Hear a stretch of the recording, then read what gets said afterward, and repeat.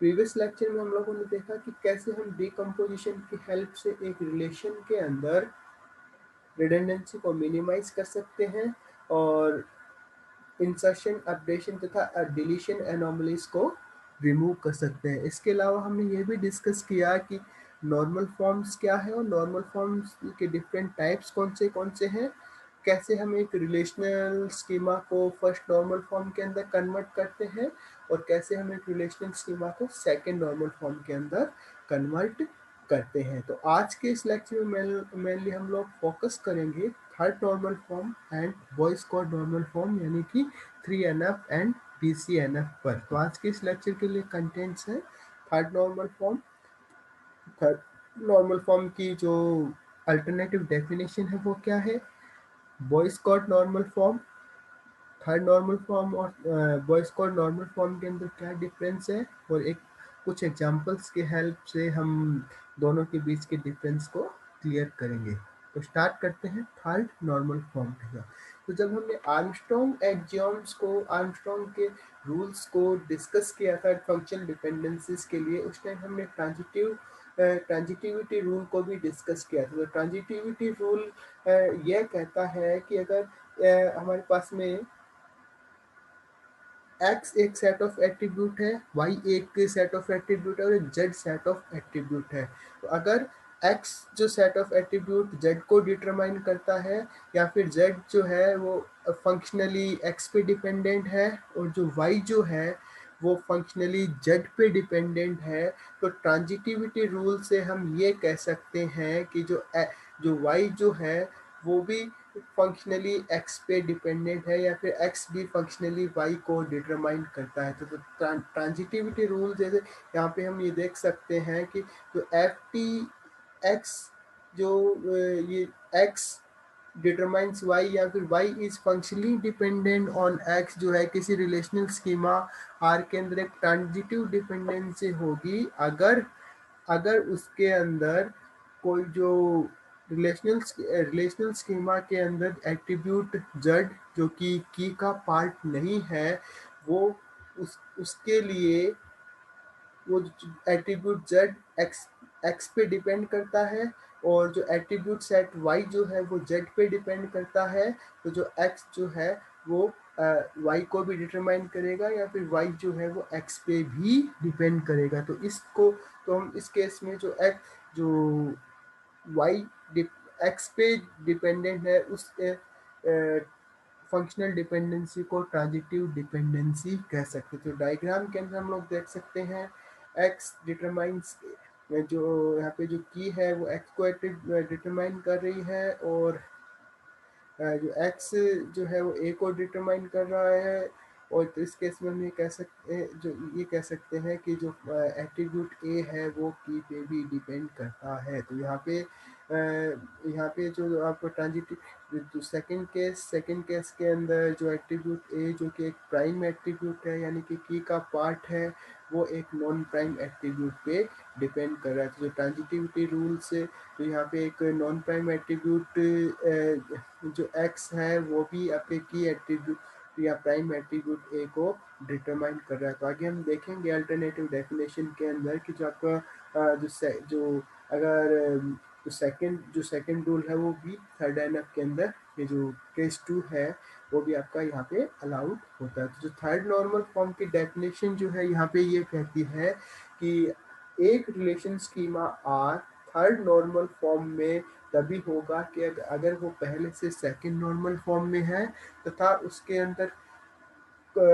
कोई भी non prime attribute जो है वो ट्रांजिटिवली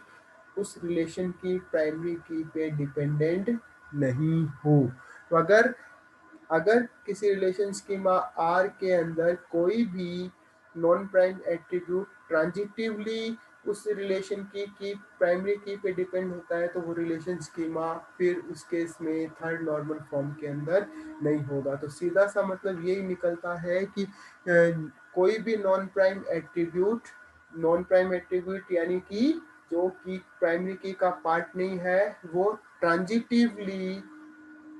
उस रिलेशन की प्राइमरी की पे डिपेंड नहीं होना चाहिए। अगर ऐसा होता है उसी केस में रिलेशन स्कीमा जो है वो थर्ड नॉर्मल फॉर्म के अंदर होगा। तो यहाँ पे एक एग्जांपल की बात करते हैं। तो उस एग्जांपल के अंदर एक एम्प्लॉय डिपार्टमेंट रिलेशन है। एम्प्लॉय डिपार्टमेंट रिलेशन जिसमें हम एम्प्लॉय का रिकॉर्ड स्टोर कर रहे हैं, डिटेल स्टोर कर रहे हैं। तो इसकी जो की है वो एम्प्लॉय आईडी है, और बाकी जो एट्रीब्यूट है name, birth date, address, department number, D name, और एमजीआर आईडी जो कि डिपार्टमेंट के मैनेजर की आईडी है। ये सब डिटेल्स हमने एम्प्लॉय डिपार्टमेंट टेबल के अंदर स्टोर किया था। तो एम्प्लॉय डिपार्टमेंट टेबल बेसिकली यहाँ पे एम्प्लॉय की डिटेल को और डिपार्टमेंट की डिटेल दोनों को स्टोर कर रहा है। तो यहाँ पे दो फंक्शनल डिपेंडेंसी होल्ड कर रही है। फंक्शनल डिपेंडेंसी 1 जिसके अंदर जो नेम, बर्थ डेट, एड्रेस और डिपार्टमेंट नंबर वो एम्प्लॉय आईडी पे डिपेंडेंट है, और जो मैं डिपार्टमेंट नेम और डिपार्टमेंट मैनेजर आईडी जो है वो डिपार्टमेंट नंबर पे डिपेंडेंट है। तो जो इन दोनों के केस में यहाँ पे देख सकते हैं कि employee ID determines department number determines department name and department manager ID. तो ट्रांजिटिवली जो डिपार्टमेंट नेम और जो मैनेजर की आईडी है वो एम्प्लॉय आईडी पे डिपेंड कर रही हैं। तो यहाँ पे डिपार्टमेंट नेम और डीएमजीआर आईडी जो कि नॉन प्राइम एट्रीब्यूट है, इस रिलेशन की प्राइमरी की का पार्ट नहीं है। ये नॉन प्राइम एट्रीब्यूट रिलेशन की एम्प्लॉय आईडी पे ट्रांजिटिवली डिपेंड कर रहे हैं, तो जो कि थर्ड नॉर्मल फॉर्म की कंडीशन को वायलेट कर रहा है। इसलिए रिलेशन स्कीमा जो एम्प्लॉय डिपार्टमेंट रिलेशन स्कीमा है वो थर्ड नॉर्मल फॉर्म के अंदर नहीं है। तो इस रिलेशन को थर्ड नॉर्मल फॉर्म में कन्वर्ट करने के लिए हम इसको डिकम्पोज करेंगे। तो डिकम्पोज करने के लिए जो एट्रीब्यूट, जो functional dependency third normal form के रूल को वायलेट कर रही है, उसको हम उन एट्रीब्यूट्स को इस रिलेशन से अलग करके एक नया रिलेशन बना देंगे, और जो बाकी जितने भी एट्रीब्यूट हैं वो सारे के सारे फर्स्ट जो कि पुराने रिलेशन के अंदर रहे। तो एम्प्लॉय रिलेशन के अंदर जो भी यहाँ पे जो भी एम्प्लॉय आईडी पे जितने भी एट्रीब्यूट्स डिपेंडेंट थे जो कि आपका FD1 के अकॉर्डिंग, तो वो सारे के सारे पुराने रिलेशन के अंदर रहेंगे, और डिपार्टमेंट के लिए यहाँ पे एक नया रिलेशन बनेगा जिसके अंदर जो एट्रीब्यूट्स FD2 जो क्या इसने थर्ड नॉर्मल फॉर्म के रूल को वायलेट किया था उसको हम जो उन एट्रीब्यूट्स को हम नए रिलेशन के अंदर रखेंगे। तो DNO जो है जो कि डिपार्टमेंट नेम और मैनेजर आईडी की डिपार्टमेंट मैनेजर आईडी की वैल्यू को डिटरमाइन कर रहा था, उसको हमने जो रिलेशन बनाएंगे डिपार्टमेंट उसकी प्राइमरी की बनाएंगे। तो यहाँ पे हम देख सकते हैं कि जो आपका अब जो एम्प्लॉय रिलेशन है उसके अंदर जो नेम, बर्थ डेट, एड्रेस और डिपार्टमेंट नंबर वो एम्प्लॉय आईडी पे ही डिपेंड कर रहे हैं। तो यहाँ पे जो जितने भी नॉन प्राइम एट्रीब्यूट हैं name, birth date, address, department number, वो इस रिलेशन की प्राइमरी की एम्प्लॉय आईडी पे डिपेंडेंट है। और जो सेकंड रिलेशन यहाँ पे डिकम्पोजिशन के बाद बना है डिपार्टमेंट, उसके अंदर जो नॉन प्राइम एट्रीब्यूट हैं D name and DMGR ID, वो भी इस रिलेशन की प्राइमरी की डिपार्टमेंट नंबर पे ही डिपेंडेंट है। तो इस टाइप से जो कि आपके थर्ड नॉर्मल फॉर्म की कंडीशन को जो ये फॉलो कर रहे हैं, इसलिए अब जो डिकम्पोजिशन के बाद में दोनों ही रिलेशन थर्ड नॉर्मल फॉर्म के अंदर है। तो इस टाइप से हम डिकम्पोज करके एक रिलेशन को थर्ड नॉर्मल फॉर्म के अंदर कन्वर्ट कर सकते हैं जो रिलेशन आपका थर्ड नॉर्मल फॉर्म के अंदर नहीं था। अब बात करते हैं अल्टरनेटिव डेफिनेशन। हम थर्ड नॉर्मल फॉर्म को अल्टरनेटिव कैसे डिफाइन कर सकते हैं। पहली डेफिनेशन के अंदर हमने देखा एक रिलेशन स्कीमा जो R है वो थर्ड नॉर्मल फॉर्म में तभी होगा जब उसके अंदर वो पहले से सेकंड नॉर्मल फॉर्म में हो और कोई भी नॉन प्राइम एट्रीब्यूट जो है वो ट्रांजिटिवली उस रिलेशन की प्राइमरी की पे डिपेंड नहीं करता हो। तो इसके जो अल्टरनेटिव डेफिनेशन है उसके अंदर हम मेनली तीन यहाँ पे दो कंडीशंस हैं उनको डिस्कस करते हैं। ये है कि एक relation schema R third normal form में तभी होगा जब वो पहले से सेकंड नॉर्मल फॉर्म में है, और जिसके अंदर जो प्रत्येक नॉन ट्राइबल एफडी, जो नॉन ट्राइबल एफडी का जो नॉन ट्राइबल एफडी है, वो नॉन ट्राइबल एफडी ये कहती है कि अगर हम यहाँ पे राइट करें कि x डिटरमाइन x, वो अपने आप में एक ट्राइबल जो ट्राइबल डिपेंडेंसी होगी, तो यहाँ पे जो a जो है वो x का जो a जो है वो x का यहाँ पे सबसेट नहीं होना चाहिए। ये अब अगर ये F D X determines A, या फिर ए जो है वो A depends on X, A dependent on X, ये trivial non trivial functional dependency तभी होगी जब ए जो है वो एक्स का सबसेट नहीं हो। तो जो ऐसी नॉन ट्राइबल एफडी के लिए जो गिवन सेट ऑफ एफडीज है उसके क्लोजर के अंदर अगर एक्स जो है वो या तो सुपर की हो, या फिर जो यहाँ पे जो एफ डी एक्स डिटरमाइंस ए के अंदर ए है वो प्राइम एट्रीब्यूट हो।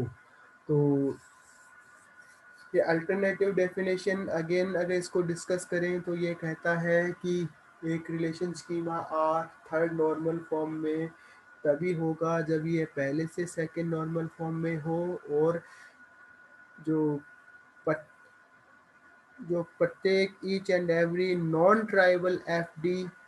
के लिए या तो x सुपर की हो, या फिर जो a है वो एक प्राइम एट्रीब्यूट हो। तो उसका एक एग्जांपल हम यहाँ पे डिस्कस करते हैं। और बस एक एग्जांपल है, एक रिलेशन स्कीमा R जिसके अंदर S A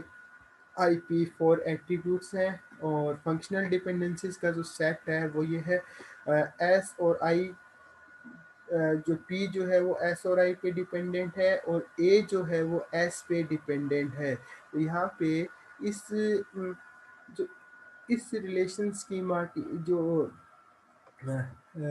ए की यहाँ पे हम देख सकते हैं कि ए की है SI, और जो ए जो है वो एक नॉन प्राइम एट्रीब्यूट है। यहाँ पे एक SI जो है इसकी की है, और ए जो है वो यहाँ पे नॉन प्राइम एट्रीब्यूट हो गया। तो अब यहाँ पे अब अगर एक एफडी की बात करें,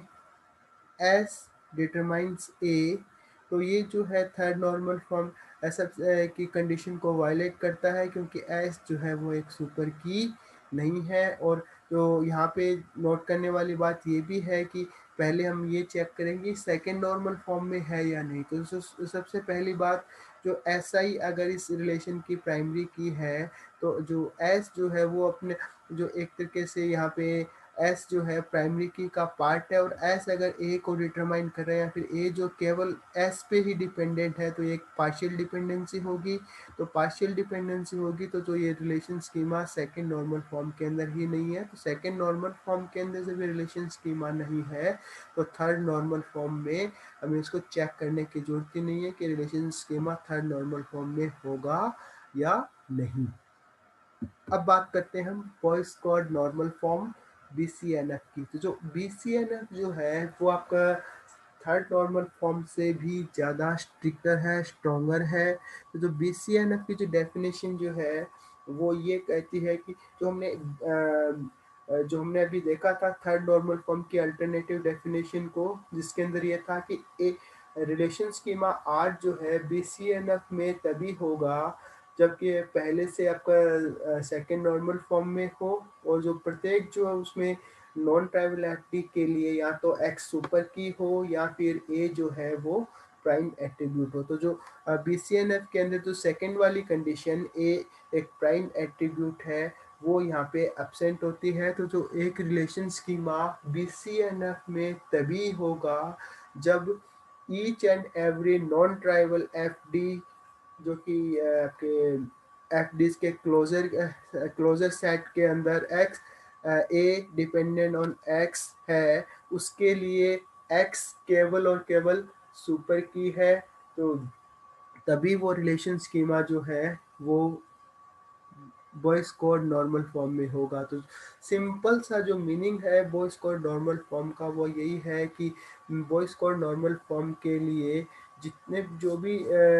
एट्रीब्यूट जो भी नॉन प्राइम एट्रीब्यूट हैं वो सारे के सारे सुपर की पे ही डिपेंड करना चाहिए। इसके अलावा कोई भी फंक्शनल डिपेंडेंसी वहाँ पे होल्ड नहीं करनी चाहिए, कोई भी फंक्शनल डिपेंडेंसी एग्जिस्ट नहीं करनी चाहिए। जो सेकंड तो इस टाइप से हम देख सकते हैं कि जो फर्स्ट नॉर्मल जो थर्ड नॉर्मल फॉर्म और बीसीएनएफ नॉर्मल फॉर्म में एक छोटा सा डिफरेंस ये आता है कि जो नॉन ट्राइबल एफडी एक्स जो ए डिपेंडेंट ऑन एक्स के लिए थर्ड नॉर्मल फॉर्म के अंदर ए प्राइम एट्रीब्यूट हो सकता है और एक्स या फिर ए प्राइम एट्रीब्यूट हो सकता है या एक्स सुपर की होना चाहिए, लेकिन बीसीएनएफ के अंदर एक्स केवल और केवल एक्स सुपर की होना चाहिए। सेकंड वाली कंडीशन वहाँ पे जो बीसीएनएफ है उस सेकंड कंडीशन को एक्सेप्ट नहीं करता है। तो बीसीएनएफ जो है वो थर्ड एनएफ से भी ज़्यादा स्ट्रिक्टर है, ज़्यादा स्ट्रोंगर है। तो इस एग्जाम्पल हम देखते हैं कि थर्ड एनएफ और बीसीएनएफ में जो मैं डिफरेंस यहाँ पे क्या आएगा। तो यहाँ पे थर्ड नॉर्मल फॉर्म की अगेन डेफिनेशन की बात करें तो ये एक relation schema R third normal form में तभी होगा जब ये सेकंड नॉर्मल फॉर्म में हो और कोई भी ट्रांजिटिव डिपेंडेंसी एग्जिस्ट नहीं करती। तो अगर हमारे उस केस की बात करते हैं जब हमारे पास में कोई एक ऐसा की एट्रीब्यूट हो, ऐसा प्राइम एट्रीब्यूट हो जो कि किसी दूसरे नॉन प्राइम एट्रीब्यूट या फिर नॉन की एट्रीब्यूट पे डिपेंड करता हो। तो अगर ऐसी कंडीशन अगर होती है तो यह कंडीशन थर्ड नॉर्मल फॉर्म के रूल को तो वायलेट नहीं करती, थर्ड नॉर्मल फॉर्म की कंडीशन को वायलेट नहीं करती, लेकिन बीसीएनएफ की कंडीशन को वायलेट करती है, क्योंकि बीसीएनएफ के जो बीसीएनएफ के जो कंडीशन है वो हमें ये कहती है कि जो वहाँ जो भी जो भी डिटरमाइन किया जाता है या फिर जो भी डिटर्मिनेंट होता है वो सिर्फ और सिर्फ उस टेबल के अंदर कैंडिडेट की या सुपर की ही होना चाहिए। तो जो यहाँ पे हम इस रिलेशन की अगर बात करें रिलेशन आर की जिसमें ए बी सी डी चार एट्रीब्यूट हैं और ए और बी जो है वो जो दोनों एट्रीब्यूट प्राइमरी की है, ए और बी दोनों एट्रीब्यूट जो यहाँ पे प्राइमरी की हैं तो ए और बी दोनों मिलके सी की वैल्यू को भी डिटरमाइन करेंगे और डी की वैल्यू को भी डिटरमाइन करेंगे। तो एफ डी वन जो है वो यहाँ पे बताती है कि A B determine C D. तो यहाँ पे जो ए बी एक प्राइमरी की है, अगर प्राइमरी की है तो ये आपके कैंडिडेट की भी है, सुपर की भी है। तो उसके अलावा जो सेकंड एफ डी जो ये कहा जो सी डिटरमाइंस बी, तो सी डिटरमाइंस बी यहाँ पे बी एक प्राइम एट्रीब्यूट है। तो जो एफ डी वन की बात करें तो जो एफ डी वन यहाँ पे एक्स डिटरमाइंस ए, जहाँ पे एक्स ए बी यानी कि एक्स यानी ए बी जो कि एक सुपर की है जो कि थर्ड नॉर्मल फॉर्म की फर्स्ट कंडीशन है। और जो एफ डी टू जहाँ पे एक्स जो सी है और जो वाई जो है वो या फिर ए जो है वो बी है। तो यहाँ पे जो सेकंड नॉन फॉर्म कंडीशन जो बी अपने आप में एक प्राइम एट्रीब्यूट है, तो जो एक्स डिटरमाइंस ए जिसमें या तो एक्स सुपर की हो या फिर ए जो है वो प्राइम एट्रीब्यूट हो, तो जो एफ डी टू है वो थर्ड नॉर्मल फॉर्म की सेकंड कंडीशन को सेटिस्फाई करता है। यहाँ पे जो एट्रीब्यूट बी है वो एक प्राइम एट्रीब्यूट है। तो यहाँ पे एक प्राइम एट्रीब्यूट या फिर की एट्रीब्यूट एक नॉन की एट्रीब्यूट पे डिपेंड कर रहा है। और यहाँ पे जो फर्स्ट एफ डी के अंदर जो दोनों ही नॉन प्राइम एट्रीब्यूट या फिर नॉन की एट्रीब्यूट उस रिलेशन की प्राइमरी की पे डिपेंड कर रहे हैं। तो ये जो दोनों कंडीशन जो है फर्स्ट नॉर्म जो थर्ड नॉर्मल फॉर्म है उसकी कंडीशंस को सेटिस्फाई करते हैं, इसलिए ये रिलेशन स्कीमा जो है वो थर्ड नॉर्मल फॉर्म के अंदर है। लेकिन यहाँ पे एफ डी टू जो है वो बीसीएनएफ की कंडीशन को वायलेट करता है, इसलिए ये रिलेशन स्कीमा बीसीएनएफ के अंदर नहीं है। तो बीसीएनएफ के अंदर इस रिलेशन स्कीमा को कन्वर्ट करने के लिए हम अगेन इस को डिकम्पोज करेंगे तो जो यहाँ पे बी और सी दोनों जो एट्रीब्यूट हैं जो FD2 के अंदर वो इस कंडीशन को वायलेट कर रहे हैं, तो हम एक डिफरेंट जो रिलेशन जो इसको डिकम्पोज करने के बाद बनाएंगे एक जो ओरिजिनल रिलेशन जो आपका उसमें से दो टेबल बनेगी। पहली टेबल R1 जिसके अंदर आपका A, C और D, और जो दूसरी जो टेबल है वो आपका बी और सी जिसके अंदर आपका सी प्राइमरी की बनेगा, और जहाँ पे कि सी की वैल्यू जो है वो सी बी की वैल्यू जो है वो सी पे डिपेंड करती है। और यहाँ पे जो एट्रीब्यूट है ACD, यहाँ पे अब यहाँ पे हम ये सोच रहे हो कि यहाँ पे बी एट्रीब्यूट क्यों नहीं लिया गया, क्योंकि यहाँ पे ऑलरेडी FD2 के अंदर बी की वैल्यू को सी के जो बी की वैल्यू सी पे डिपेंड करती है, तो जो यहाँ पे हम इस बी की जगह यहाँ पे इसलिए इस सी को इंक्लूड किया गया। तो जो रिलेशन वन है उसके एट्रीब्यूट होंगे ACD। तो जो यहाँ पे बी और ए दोनों मिलके प्राइमरी की बन रहे थे जो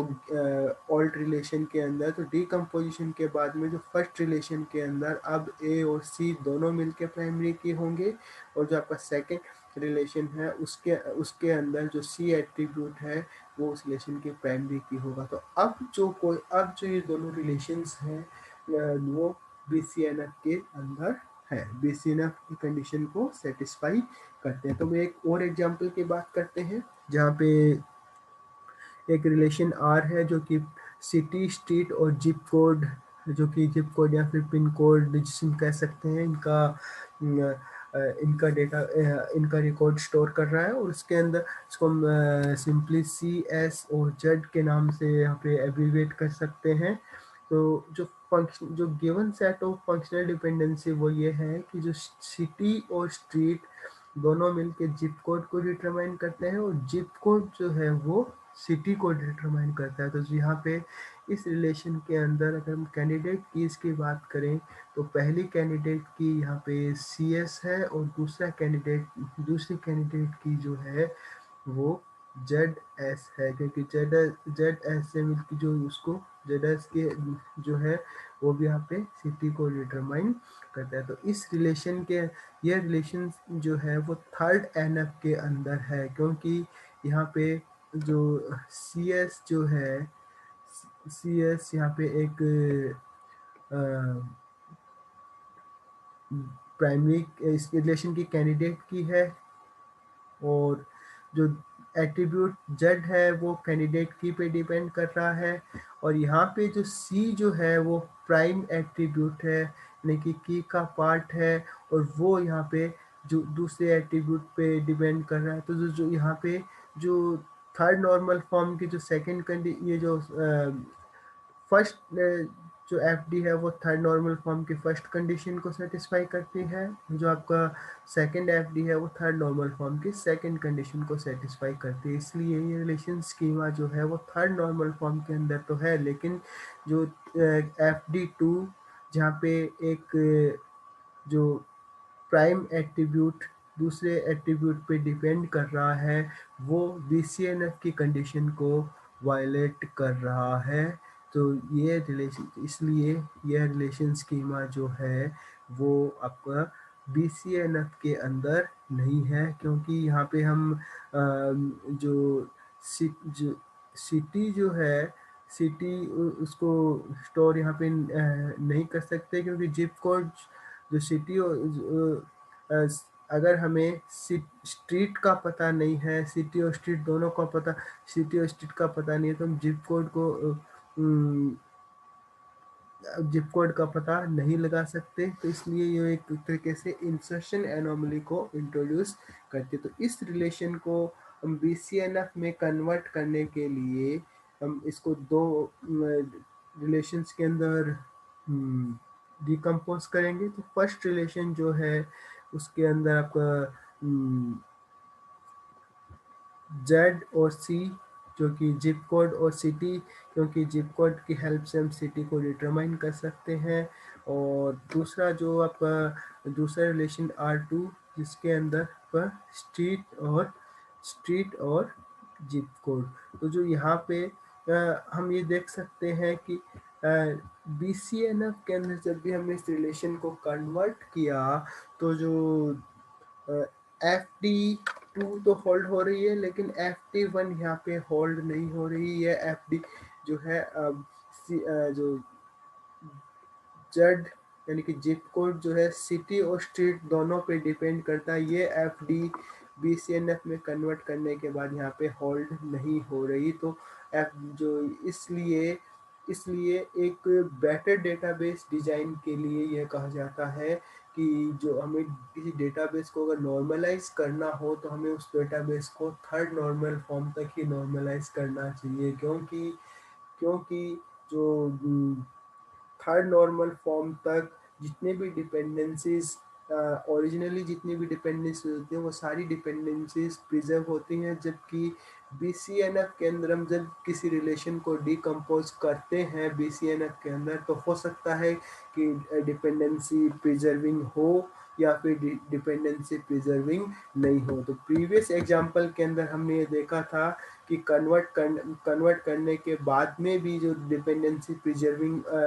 था, जबकि इस एग्जाम्पल के अंदर ये जो रिलेशन है वो बीसीएनएफ में कन्वर्ट करने के बाद में डिपेंडेंसी प्रिजर्विंग नहीं है। तो जो इसलिए इसलिए कि जो आपका बीसीएनएफ में डिकम्पोजिशन डिपेंडेंसी प्रिजर्विंग हो सकता है और नहीं भी हो सकता। इसलिए हम जो कि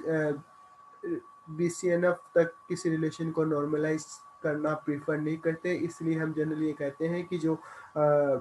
डेटाबेस डिजाइन के लिए बेटर डेटाबेस डिजाइन के लिए हमें किसी रिलेशन को थर्ड नॉर्मल फॉर्म तक ही नॉर्मलाइज करना चाहिए। तो जो अब दूसरी जो यहाँ पे इम्पोर्टेंट पॉइंट निकल के ये आता है कि अगर किसी रिलेशन